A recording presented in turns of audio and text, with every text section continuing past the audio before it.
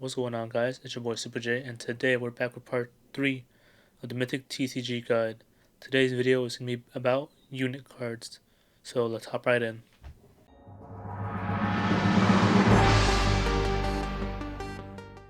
So, unit cards. Unit cards are different entities that you can call onto your side of the field to aid you in battle in the Mythic TCG game. Here you can see all the different properties that unit cards have. They share a lot of similar properties as with leader cards, but the main difference being their stats property.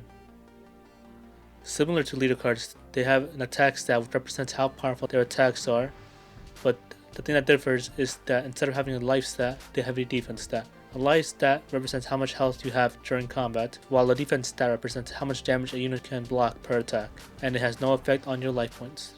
We will discuss the different types of stats and how they come into play during combat in a later video, but for now you just have to remember that leader cards have life stats, while unit cards have defense stats. Okay, so let's move on. As for the battle placement of unit cards are usually played onto your side of the field and are played on the quick zone left or right zone, or the defense zone left or right zone, depending on how you want to play them. In Mythic TCG, there's two types of ways in which you can play unit cards, one being calling a unit, and the other one being deploying a unit. Calling a unit, or in Yu-Gi-Oh terms, summoning a monster, is fairly simple. What you must do is meet the unit's threat level requirement, which we had mentioned before in my previous video, and then you can just play it to your side of the field, again, whether that be in the quick zone left and right, or in the defense zone left and right. And here's some examples. In order to call upon Blacklist Rock Goblin, you do not need a threat level, as he does not have a threat level requirement. But for example, a card like Blacklist Tree Pusher, he has a threat level requirement of safe. So in order to call upon him onto the field, you must have at least a threat level safe under your leader card. And the same goes for Blacklist Code Setter, which is threat level Euclid, so you need threat level Euclid under your leader card. And Blacklist Trader, which has a threat level requirement of Keter, which means you need a threat level Keter under your leader card. But remember that threat levels must be played in order, so in order to have a threat level Keter under your leader card, you must have first a threat level Euclid, and even before that a threat level safe.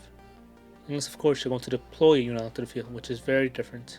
But before we move forward, let me just state that calling a unit can only be done once per turn, while deploying a unit, which I'm going to explain now, can be done an unlimited amount of times.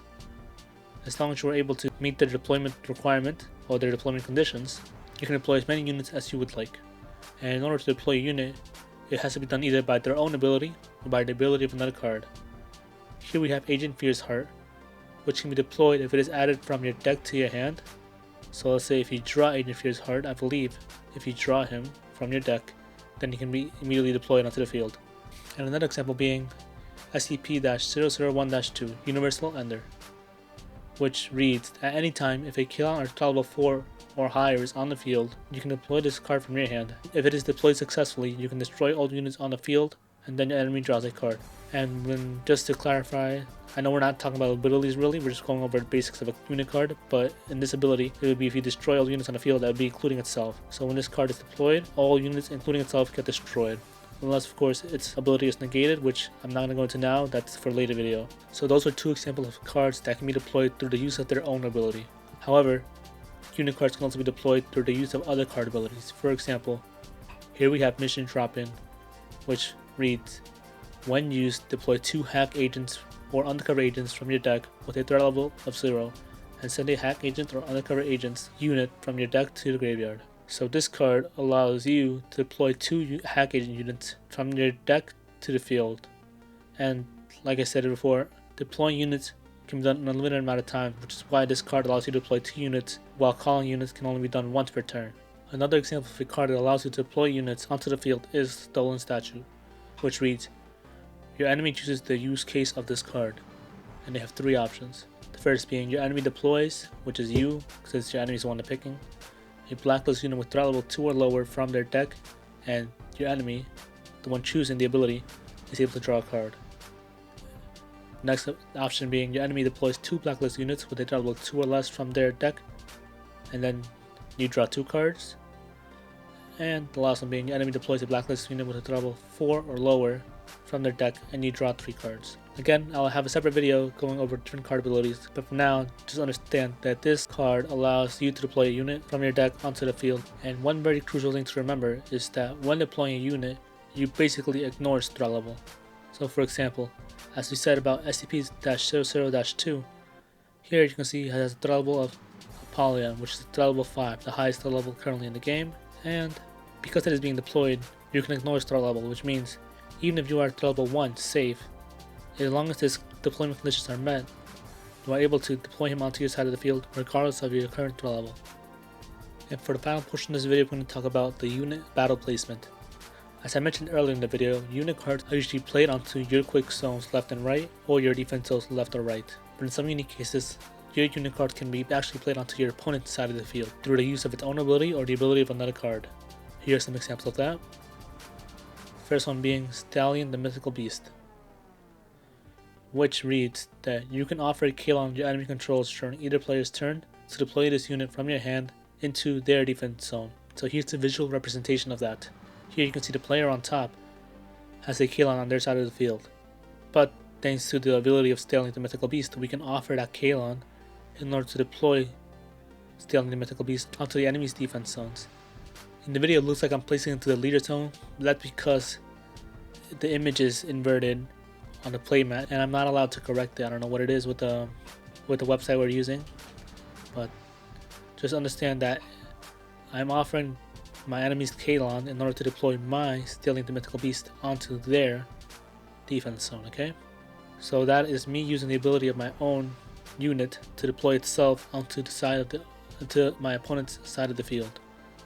However, this can also be done by the use of another card's ability. For example, here we have Dilemma the Destruction Serpent, and their ability reads as follows. You can only deploy Dilemma the Destruction Serpent by negating the calling of a unit or a Kalon with an attack of 5 or fewer and destroy it. Deploy a Hack Agent Asha from your deck into the enemy's quick zone L. And let's click here and I'll show you that. So here is the unit that is being referred to in the ability. Hack Agent Asha. And here's a video showing the deployment of Hack Agent Asha onto your opponent's side of the field. So in this first portion, you see the player on the bottom is trying to call upon a Kalon, the Kalon being Old Man, which has an attack stat that is lower than 5. And here, the player on top, which is now the player on the bottom, is responding to the attempt to call Old Man by calling upon Dilemma, the Destruction Serpent. And here Dilemma is destroying the unit, and because it was successfully able to destroy the unit and be called upon, it is now deploying Hack Agent Asha onto the enemy's left quick zone. Okay guys, so that's pretty much it for the unit portion of the Mythic TCG player guide. And as I stated earlier, I'll be having also a separate video for the different abilities that cards can have in the game, whether that be hand abilities, graveyard abilities, etc.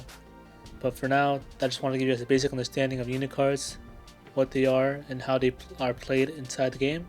In my next video, which will hopefully be out next week, I'll be discussing Kalon cards, which are also a type of unit in the game, but they are very different, which is why I'm making a separate video just for them. But for now, I just want to say thank you guys for watching, and I really appreciate it. And if you have any questions, leave them in the comments down below, and I'll try my best to respond to you guys. One thing I did forget to mention in the video is that the game is currently undergoing a major update, and it's introducing version 3 of the cards, which comes with different artwork and different details. But don't worry guys, as I will update my guide and keep you guys updated on all things Mythic TCG, okay? But for now, thanks guys, I really appreciate it, and I hope you guys are doing good, and yeah, take care guys, peace.